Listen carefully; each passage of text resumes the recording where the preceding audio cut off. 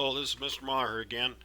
Let's take some time and go through that first assignment, the review um, homework. And I've printed that out and have that on the desk here, and we'll test a few things. Hopefully the video is at the right quality so you can see this. And there's a possibility that this may have come up in a different order too on your interaction with the platform. But let's look at this first problem, number one here. It says divide and simplify, and fractions are division all the time, and the point of this deal is to hopefully remind you of some of the rules we have on exponents with like bases and those kinds of things. And I'm going to really back up. When it comes to fractions, fractions are a real core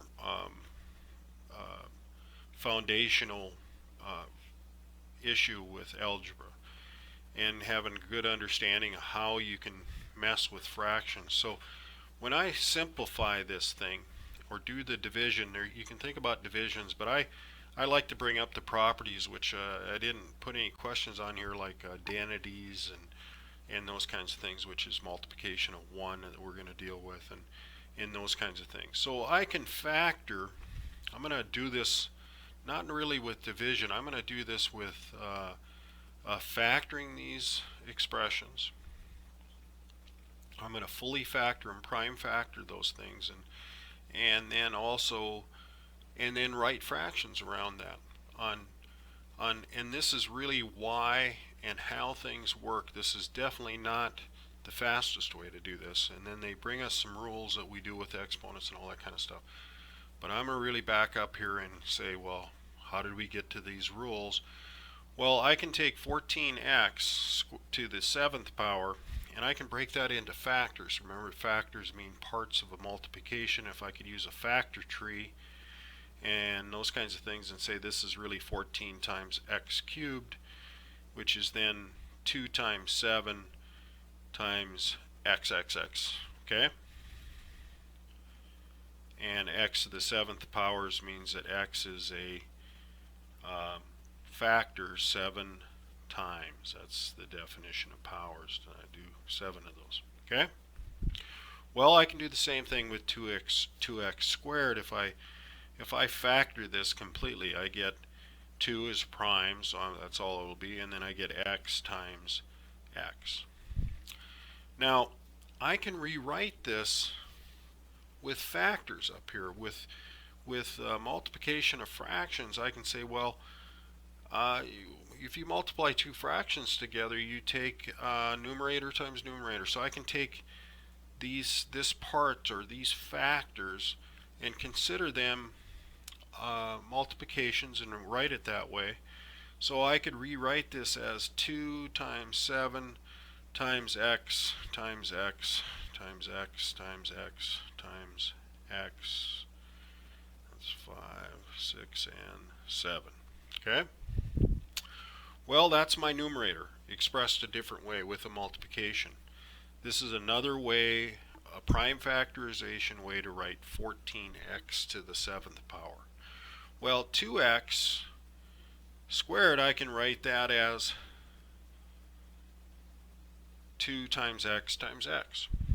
Now, this rule of multiplication of fractions, I could say, well, I could have different fractions even and take these and sort it out that way. Well, I use 2xx right up here, which leaves then I have 7 times x times x times x times x times x. And here I've used everything, right?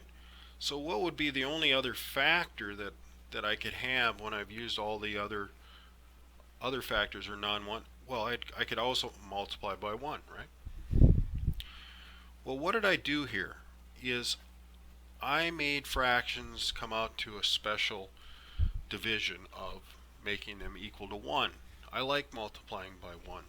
In fact, 1 multiplications are so important that they name those a special way in algebra. They call them identities.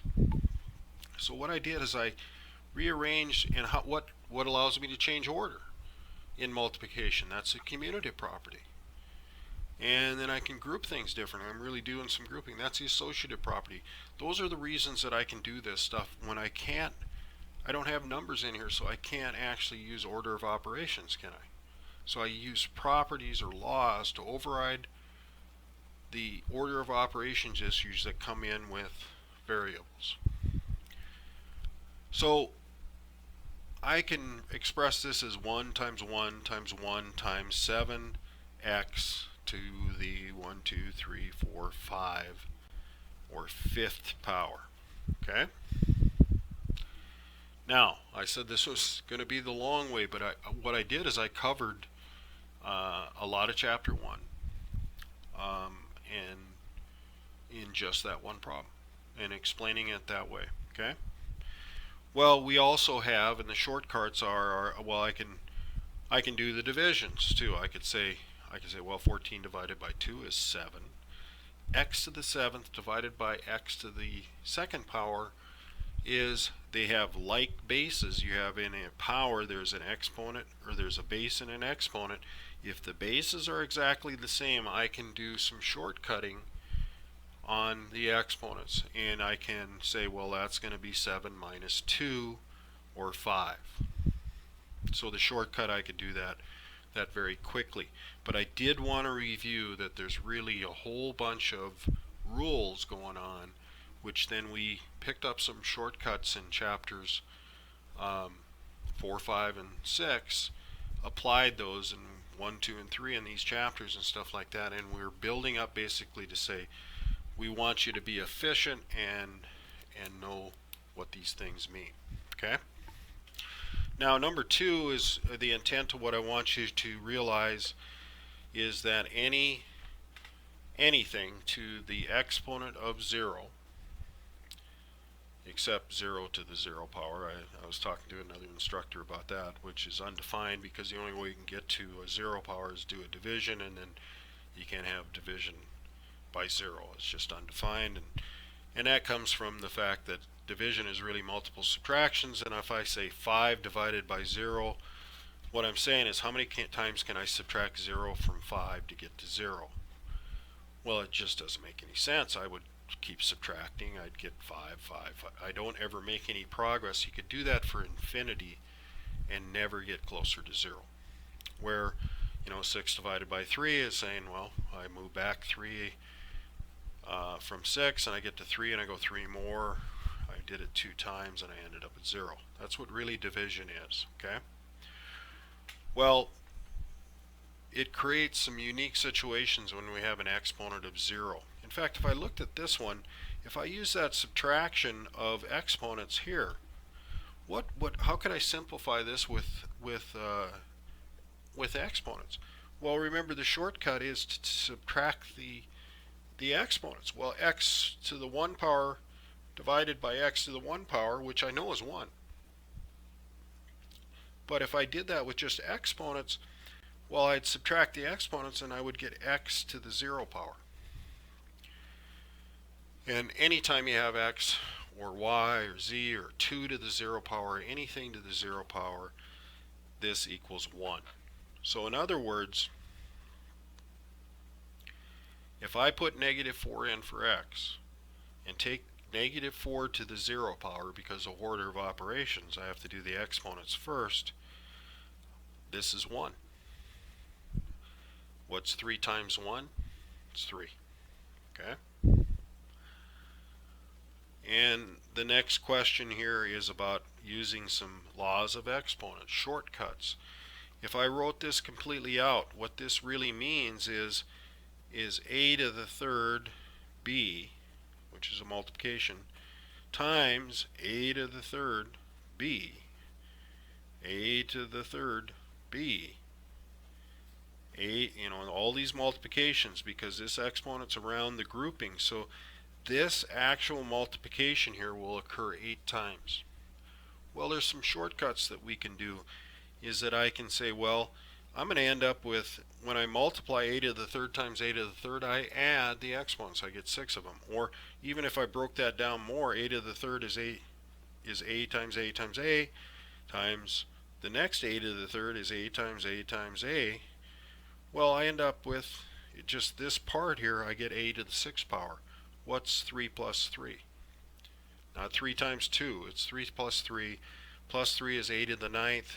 Well, I'm going to do that adding of that 3 8 times, because that whole thing says repeat that multiplication 8 times here with this exponent. Well, the shortcut would be to say, well, I could take 8 times 3, and I'll end up with 8a, to the 24th power. Remembering that shortcut will save a lot of time, and exactly for this reason, a lot of times algebra tests are timed, because I could fall back to saying I don't remember the law of exponents. I could write that entire thing out given enough time and get the correct answer of a to the 24th, b to the 8th. Now remember, if there's no exponent there, that's the same as a 1 there. So it'd be 8 times 1. So here is the fast answer for that, right? And that's why which is too bad in a way, because it does take different amounts of time even when the concepts and the rules are used. But that's the intent usually of a time test, is saying, well, we're going to see if they know the shortcut, okay? If they remember that shortcut. The number 4 is to talk about negative exponents, and I'm not going to go through all that process and stuff like that. In fact, this video is probably long enough for this, and I'll probably continue on. And as we go on here, I'll try to really explain what's underneath this stuff that you're not going to get necessarily from my math labs, because if you're doing this problem, it's kind of assuming a lot of times that you've had some of this prior information, which might have been a while for some of you. So I'm going to stop there and looking at that negative exponents, and then number 5 does some more negative exponent stuff. And but we'll continue on. There's a lot of questions on this review. Hopefully I covered enough variety of stuff to queue up everything you'll need to go on. So good luck, and I'll talk to you again on another video.